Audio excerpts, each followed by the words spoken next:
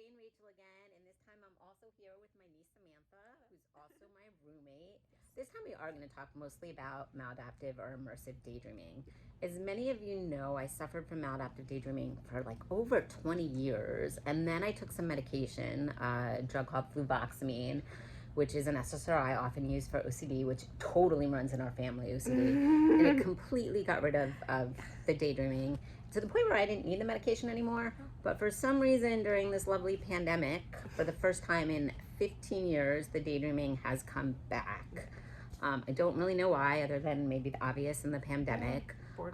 I do know, boredom. I do know that I could just take the medication, so it's not really a big deal, but I didn't love the side effects of the medication, so I don't really want to do it. I also know that like it never got in the way of my productivity. In fact, she's really productive. Yeah, I am. I think I like work twice as hard to overcompensate for it. But I don't like it because it makes me exhausted. I think it makes real life depressing. So I'd rather not have it, but I don't want to do the medication yet. I think I might be one of the only people in the world who've like experienced both completely being a maladaptive daydreamer, then being completely quote unquote cured, then now having it again. So I really kind of have an understanding of why it really impacted my life. But interestingly, Sam, who's my roommate and niece, I think daydreams as much as I do, but for some reason she thinks it enhances her life and doesn't think it's maladaptive at all. So can you tell us why? I don't think it impedes my life. And I think I have daydreaming going on in the background, like just honestly 24/7. And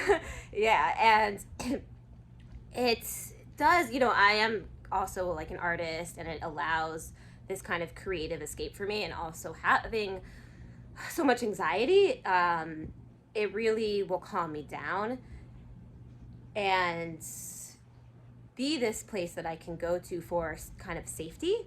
Although I will admit that I have been learning even recently that the things that calm me down also make me anxious.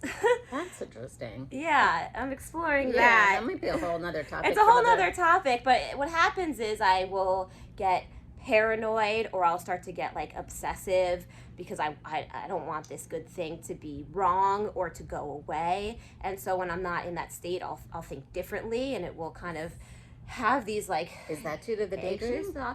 It just kind of all goes together, so we're gonna have to talk more about it. Because it's all wrapped up together, and it creates this really beautiful moments, but also sometimes it can be scary. So we're gonna have to talk more in another video about why she thinks the daydreaming is helpful and why I find it harmful. Yeah, and so much more.